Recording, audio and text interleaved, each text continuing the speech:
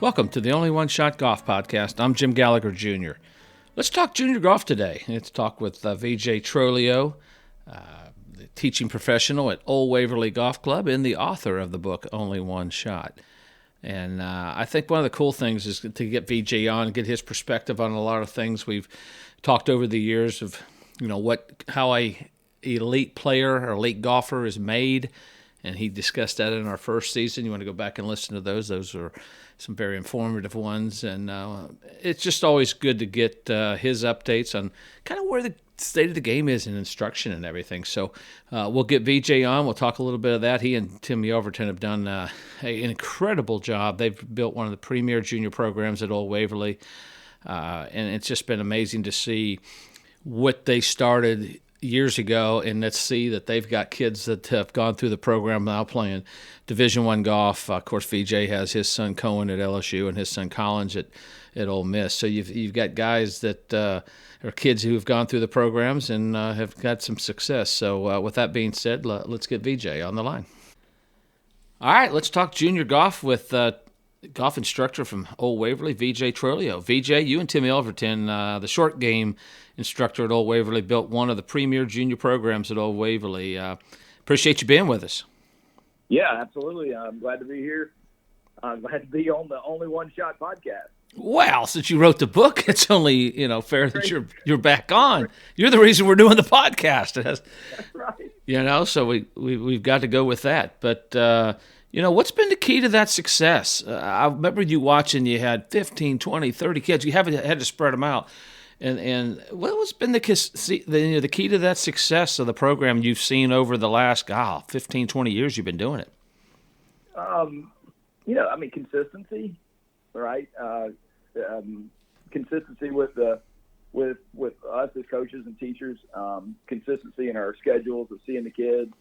Consistency in the kids showing up, running their plans, and consistency in the parents. Getting them here and the parents getting them to golf tournaments. So it's just consistency, right? Tough to get much better than 1% better a day, right? Those days of getting 10% better are few and far between. So the biggest thing is just consistency showing up, and you bringing it as coach and the student bringing it, the athlete bringing it, and getting 1% better every day. When you started it, what was the, I guess we're trying to grow the game, and everybody talks about who's growing the game is the PGA Tour or so-and-so, but it's the guys like yourself, the PGA pros that are growing the game. Why the focus on junior golf, and how did you get that started? Where did all that come from? I started when I was playing mini tours. So when I was still in Hattiesburg, I started playing mini tours. I started playing golf some with a kid named Matt Fast and his dad, Michael, Matt was just, he wanted to play some golf, and, I'm a mini tour player, right?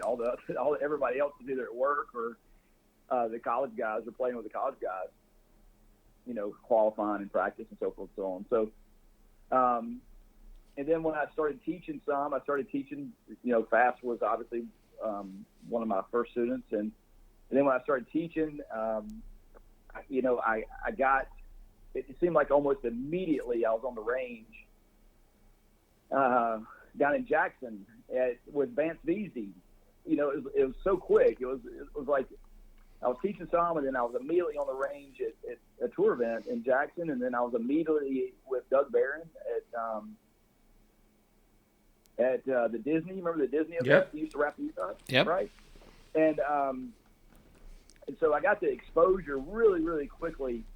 Obviously, I'd played college golf. I'd played professional golf. I'd never played the PGA Tour, but I got early exposure to teaching PGA Tour quality players. And to be honest, once I saw that, I was like, Fast, you can be that good, right? Mm-hmm. I know you can be better than me, but I didn't make it on tour. But these guys actually made it on tour. You can be this good. So it was really just it was just a way of looking forward, looking back, and I was like, these kids can be really good at golf, and Mississippi's not known to turn out great players. Obviously Sissy was a really fine player, and we can go through and you can find some of the great players that came in and out of Mississippi. But I felt like, hey, these kids could be really good. So I was here at this club, Old Waverly Golf Club, where I still am today. Mr. Bryan and Miss Marcia, the Bryan family, Wilkes, the rest of them, they were into junior golf, right? They were like, yeah, sure. Mm-hmm. And so it just kind of blossomed from there. It was basically the equation of, VJ, you're a really good player. You didn't quite make it on tour. Oh, this is how good tour players are. Oh, this is how good junior golfers are. Okay, cool. Let's build a little system and see if these guys can get this grade. And then I had the backing of the club and the membership here at the club at Old Waverly. How's your teaching changed? I mean, the game's changed. God. How has it changed? When you think back to the first lesson you gave to now all the high-tech equipment you have to choose from. Unbelievable. The thing that hasn't changed over the years is getting on the golf course with players. Okay. The thing that hasn't changed is being consistent in your practices, thinking clearly about what you're trying to get accomplished when you practice. The things that haven't changed are breathing, visualization, running routines on the golf course, playing golf, get golf balls up and down, putting a lot, chipping a lot, all those things. The game of golf, as I've always coached it and taught it, really hadn't changed. Okay. It's still the same game. Now, that being said, 20 years ago, I didn't really think about kids working out. And for the last 6, 7 years, 8 years, in the off season, I spend, between 9 and 12 hours a week in a gym with 3 or 4 groups of junior players, where they're doing movements and they're running plyo, throwing med balls, and then they're lifting weights, doing a lot of stuff unilateral. So, it's really changed on the front of, physically hitting a golf ball really well, consistent, and far. Are you seeing more kids that play at other sports now that you're instructing? We'll go back, what you see in the potential of a kid. But have you seen more kids who play other sports now that you're teaching, more and more of them? Yeah. The type, this from when you played the tour, the type of, so when I say type, I mean like a prototype, like a type. Like, just if you took every person on the PGA Tour in 1991 and made them into one person, they were not like super strong athletes that hit a golf ball real far, mm-hmm. right? They safely got their ball from A to Z. And then at the same time, you had coaches and teachers that were a type then too, right? I mean, they were teaching the best players in the world. They were coaching the best players in the world. So, you had that type going. When you fast forward to 2000, I don't know, essentially it's the Tiger Woods effect, right? The Brooks Koepkas, the Dustin Johnsons, I guess you could even say it was a little bit of the Greg Norman, a little bit of jumping Jimmy Gallagher, that you had a bunch of ball speed, right? John Daly. But nowadays, the type, if you took everybody on the PGA Tour and you said, okay, cool, let's formalize them and make them something, the type of player on the PGA Tour now looks different than the type of player that was on the PGA Tour in 1989, correct. 1991. Yeah, correct. And so we as coaches and instructors, we're also a different type. We're no better. Don't get me wrong, like Chuck Cook, you could go through the runs here of when I say Chuck Cook, you could say tons of great coaches. Just masters of coaching. Ledbetter, Mike Adams. Just great. Michael Hebron, great teachers and coaches. And what they were teaching and coaching back then is just I left out Mr. Harvey Pinnock. But the people and the ways they were coaching back then were different than what we're doing now, just because of the athlete and the game, how it's changed. Yeah, I agree.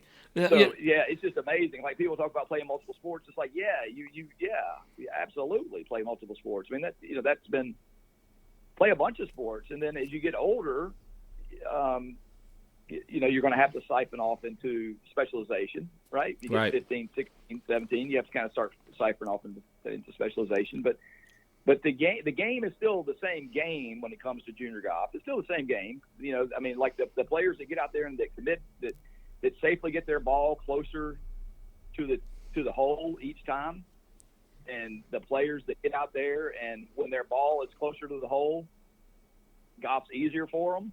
Like when players do that and they think well and handle their emotions, the game is still the game. It's just the athlete that's playing the game is a little different now.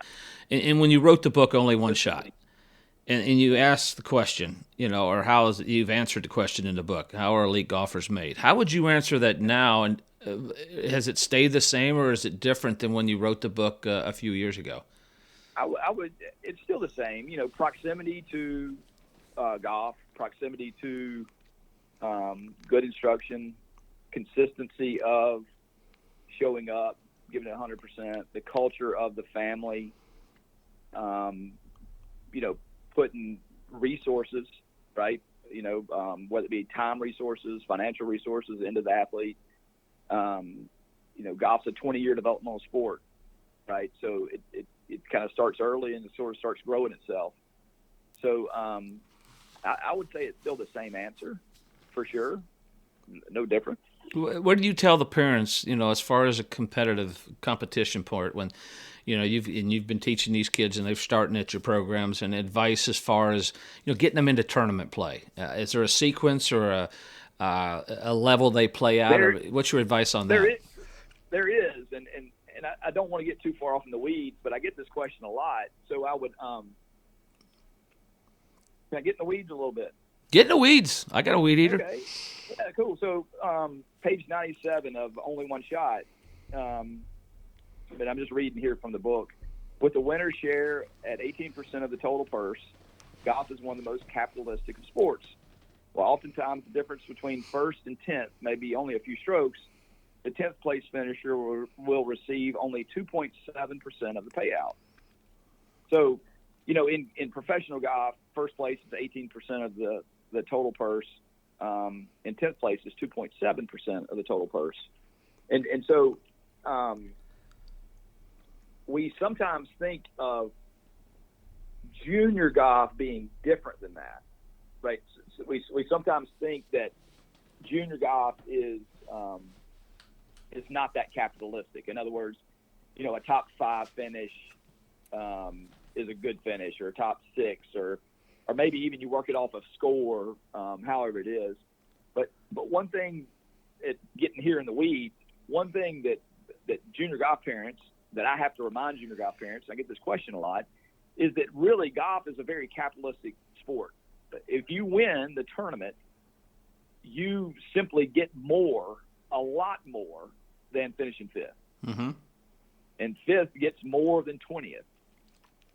And so if further getting into the weeds, if we just go in and think about like junior golf scoreboard, are you familiar with that? I think everybody in the country is familiar with that. Got an idea, yeah. Yeah, junior golf scoreboard is just it's a way for tournaments, committees, coaches, for people to know how people are ranked state to state and throughout our country. Does that make sense? So every age group, male and female, will have a ranking in there. And they do a very, very thorough job of it, and so do the tournament committees. But with junior golf scoreboard, 65% of a person's ranking comes from their score versus the difficulty of the golf course. Okay. So, I mean, so if you played Greenwood Country Club and shot 68 in the state junior, and then you went and played Marion, which is obviously a much more difficult golf course, and shot 72, you would have a different ranking because 65% of that score comes from your score versus the difficulty of the course, okay, which is course rating, right? Mm-hmm. The other 25% of the score comes from the strength of field. So 90% of a person's ranking is how hard is the golf course they're playing, and then how strong is the field they're playing against. So that's pretty black and white on that for the kids, the parents to know where they stand and getting in tournaments and understanding what levels they are. And that's for coaches to look at as well when they're recruiting. That's right. The final 10% of that ranking is based on where you finish in the field. Okay. So in a sense, you can see how it kind of starts parlaying over to professional golf. Professional golf has these huge payouts to first place and not so much to 10th place. Well, in junior golf, if you play a really tough golf course with a very strong field, you're simply going to get more ranking points for that than if you play an easy golf course with a softer field. Let's get back out of the weeds, and then we get back in them. But let's talk about, all right, you're talking about, all right, you're playing in these big tournaments, and you're wanting to be competitive. You're wanting coaches to see you. How do you keep it fun from the instructor side? Let's pull back out of the weeds and just go with the first question. So it's like, when these parents come to you, how do you develop these junior golfers? Right. Well, obviously, players need to walk through a couple of stages, right? You have to learn to play. Mm-hmm. Then you have to learn to compete. And then after you learn to compete, you're competing. And then you probably don't win a bunch, so you have to learn to win. And then eventually you're winning.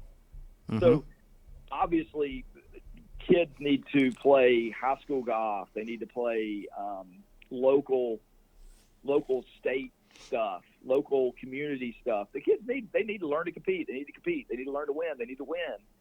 So it's not all about rankings, right? It's about the kid kind of placing them in situations where they can work through those phases. And then as they work through those phases at one level, then just say, okay, well, let's go play another level. And let's go play another level. Let's go play another level. So typically what I would say to parents, now that I'm out of the weeds, is that you kind of need a good format of diversity inside their schedule. You need some tournaments that they can win. You need some tournaments that are going to be really, really tough for them. And then you need some tournaments that they can compete in. And that's how you make it fun for the kids, right? Nobody in the right mind is going to have a lot of fun running around and their parents saying, hey, listen, this is a big tournament, hard golf course, strong field. You've got to play good.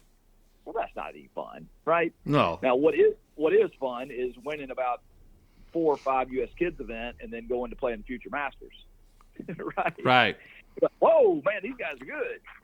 So that is fun. So, but there's a difference there, right? And I think every individual family and every individual athlete kind of works at that differently. But the point is that diversify the schedule as much as you can when they're younger. Let them win some. Let them learn to win. Let them see some of the best out there, and then come back and go, man, I need to do more of this. And they learn to compete at that level. And at the same time, don't do that so much so long that you're like, well, my kids won 11 events here in the state, but they're ranked 535th, whereas the kids that are playing the AJGA and the SJGT, these kids are ranked ahead of them. My son or my daughter are better than them. It's like, well, you have to keep in mind that golf at some point certainly becomes a ranking type system. Right. And I think for the kid that's maybe not at that level, who's trying to get involved at maybe intimidated PGA Junior League, it's been fun to watch them do with a team concept. Yeah. I think that's a great idea about growing the game. Get other kids involved so it's not as intimidating for maybe the kid that's a little more advanced.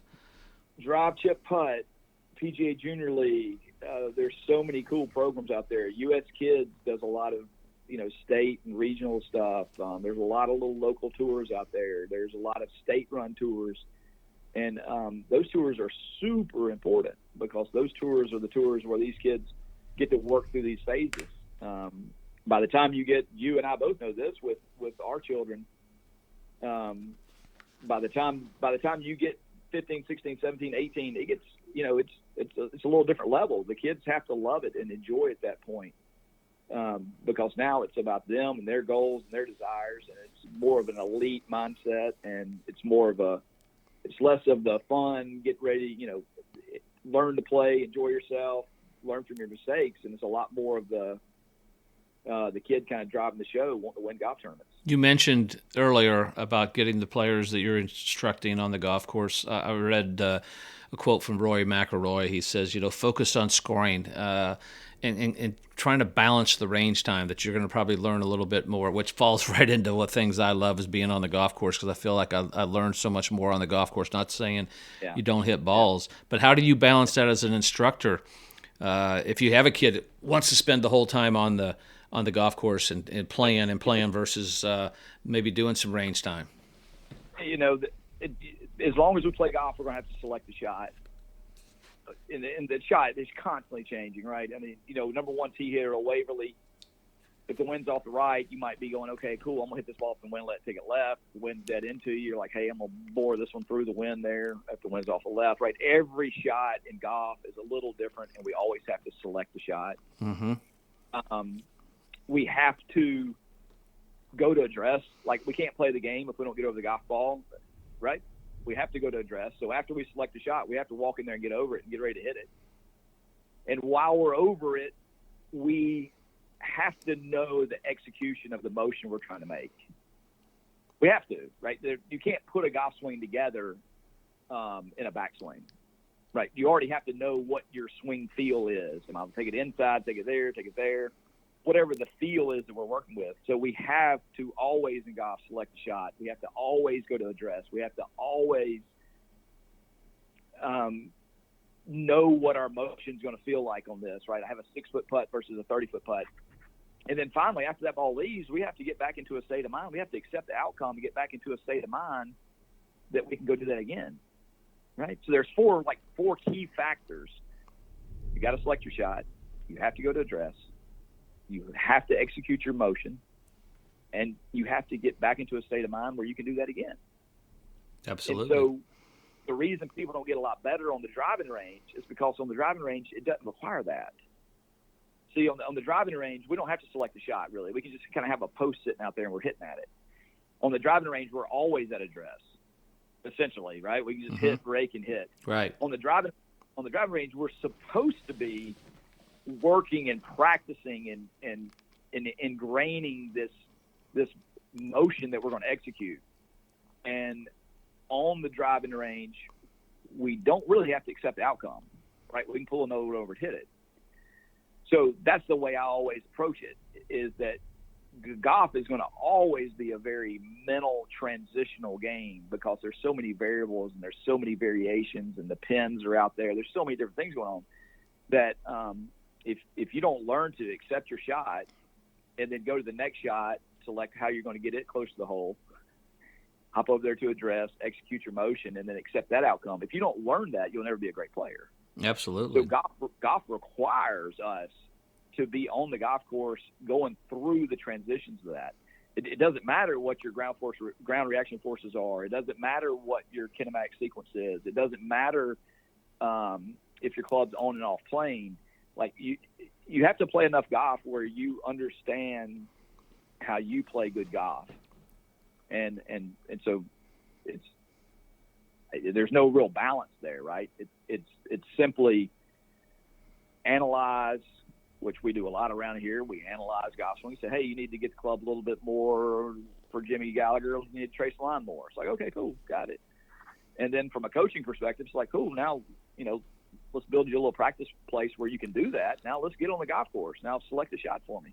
Absolutely. All right, cool. Go in and execute that motion you're feeling on the range. All right. Well, I know you weren't happy with that, but let's get over that shot because here comes another one. We're going to have to select another shot, right? Golf has to be played. You talked about preparation and how you've prepared your students, and you've got 2 sons that are playing at college D1 level. You got several of your students doing that. What's some of the advice you have for the parents? Maybe you're trying to decide, or the kids are trying to decide what school to choose, what programs to maybe play at. What's your advice now that you've done it twice for them to? We don't have enough time left in this podcast for that. Give a quick synopsis.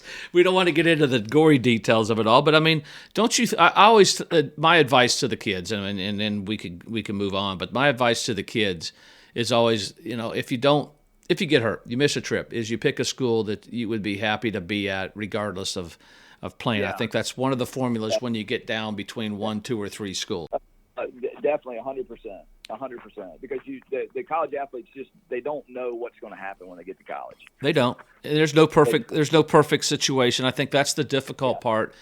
They have this dream of what it is. It's like the PGA Tour. We're looking at the guys coming off. Wilson Furr from Mississippi finished 23rd Korn Ferry Tour. He's 8th alternate at Sony. He may not only get in one, maybe 2 events on the West Coast because of his ranking. Right. There's no guarantees in life. It's not always it happened to me, it happened to everybody. There's this dream, we've made it. You just got to keep grinding it out. And there's going to be bumps along the road, and I think that's the ones that can deal with it. And I think that's the tough part. When we're talking about these kids picking schools and even trying to get to the next level. But and I think the most important thing is like pick it for you. You went to Tennessee. You were a more high-profile junior golfer than I was.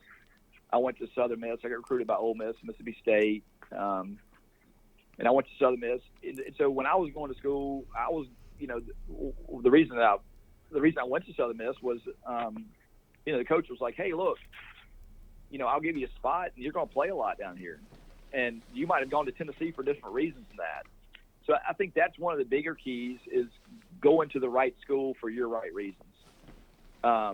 There's some players that will benefit from going in and being pushed really hard just to make the top 5. Mm-hmm. Right? I've seen that happen. I have seen kids that were top 10 in junior golf scoreboard got recruited by tons of schools, and I've seen them go to programs where they didn't play it down their first year, but they became better players because of it. Sure. Right? I've seen that. And then I've also seen players that went to in a very similar fashion. Maybe the kid was a top 100 kid in junior golf scoreboard, and he goes to a strong program, and the program's so strong that it just beats him up mentally, right? So, I think that, like what you were saying, go to a school that if you weren't playing golf, you would still enjoy being at school there, for sure. And then secondly, go for your right reasons.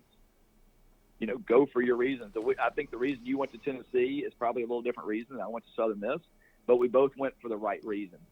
Correct, and I think that's the part you don't know till you get there. You don't know, coaches don't know what they got when you get there, so it's always a learning curve. We've had plenty of coaches on here, and it's always fascinating to hear what they're looking for. I have had parents say, or coaches say, when they recruit the parents. They see how kids act and to their treat their parents. It's more than just a scorer on the scorecard and whether you win tournaments. These coaches are looking for a lot of different things. But let's talk a little mechanics, which is not my favorite subject, but I know it's yours. You know a lot about it. USGA's proposed a golf ball rollback. What are your thoughts on that? And you've seen the ball go further and these guys become better athletes, like you said, better trained. And what effect might that have on the juniors or even the adults? Yeah. I don't know. I'm not angry about it. I don't think it's. I'm sort of neutral on it. Okay. Because I don't know how the ball is going to fly. Right. I mean, you remember you and I mean, we used to play with Bladas, right? Mm-hmm. So when I remember playing that Titleist Balata all those years, and then the Wilson Strata came out. Do you remember that golf ball? Mm-hmm. And man, like it was right there around the time the Pro V1 came out, and it was a completely different game, right? It was like, holy Toledo, the golf ball's going so much further, it rolls further, the chipping's different with it, like everything's different, right? No, it's totally because I don't know what to expect with this newer ball. Like I don't know if it's going to be a higher spinning ball, more like the Tour Balata. It sounds like there's somewhere in the neighborhood of a 4 or 5% difference. Is what I'm hearing. Like instead of a ball flying 300 and some odd yards at 120 miles an hour, now they're going to test it against 125 or 127 miles an hour, and the ball would fly 312. So we're losing a certain amount of percentage of it, but I don't know how it's going to feel. I don't know how it's going to fly. I don't know how it's going to react. That's the first time I've heard people talk about that. They're all worried about how far it's going to go. It's how the reaction of the ball. Yeah, I mean, this is different, right? I mean, you remember the Persimmon Woods? You remember how low we used to hit the Persimmon Woods, right? Yep. You take a modern ball with the old clubs, you can't get them in the air. Right. I mean, the ball fly. Yeah. Nowadays, if you went out there with a Persimmon, you probably hit it 30 feet in the air and just rip it. Yeah. You know what I mean? It's straight. And so, but but I don't know. I don't know what to expect. I don't know how to expect it. You know, I've talked to some elite players that I've been around, and you know, it's going to come in the next number of years, but they're not really worried about it either, right? I don't think it's going to affect the big long hitters, the top players, all that much. The cool thing to see is going to be how it spins and how it reacts. Mm-hmm. You know, what it does, or how it reacts in and around greens. You know, some of the hardest shots in golf are wedge shots. Yeah. Right? I mean, elite players practice them all the time because they are hard, right?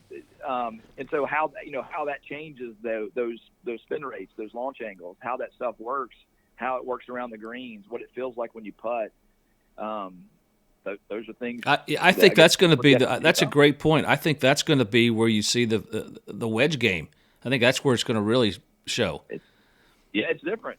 It's different because I assure you that you and I hitting what was the golf ball that you played? The HT. The HT, the Maxfly. I played the DDH, but the HT was the ball.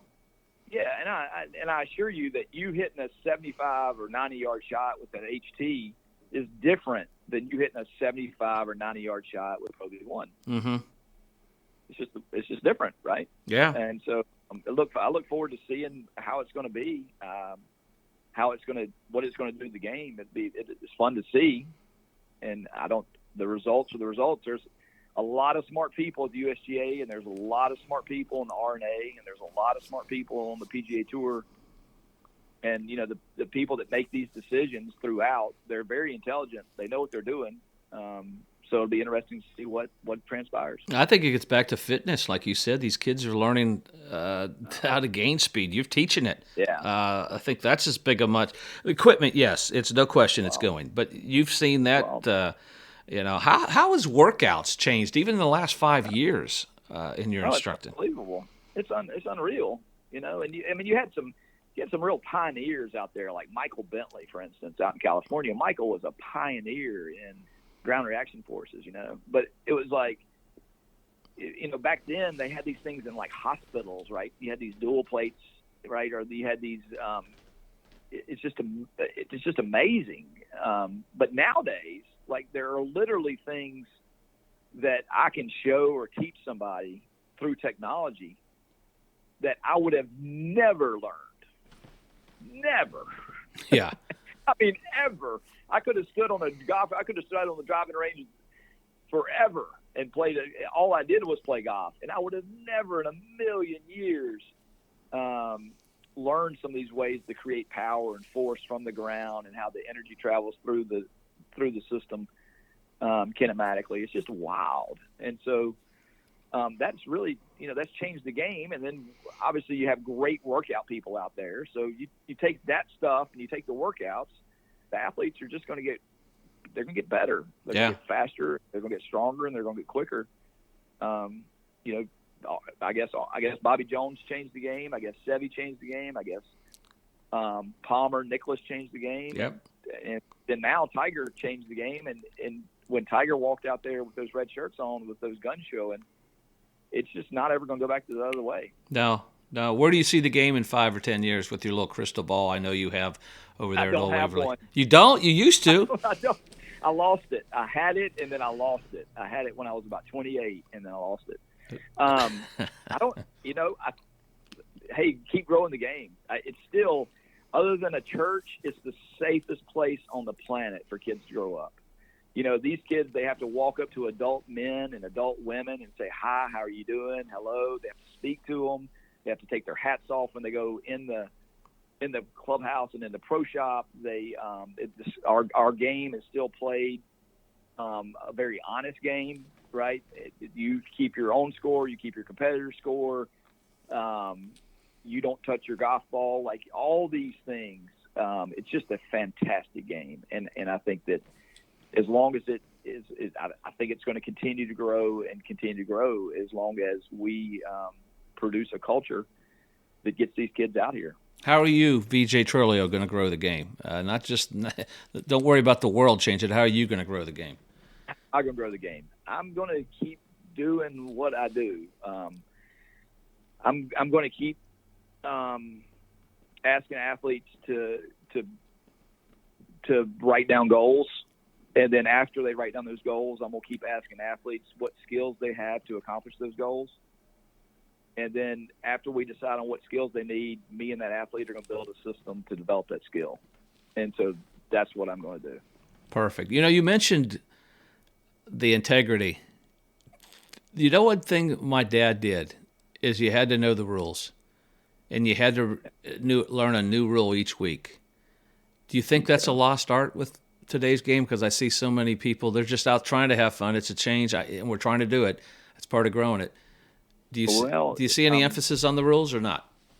Some.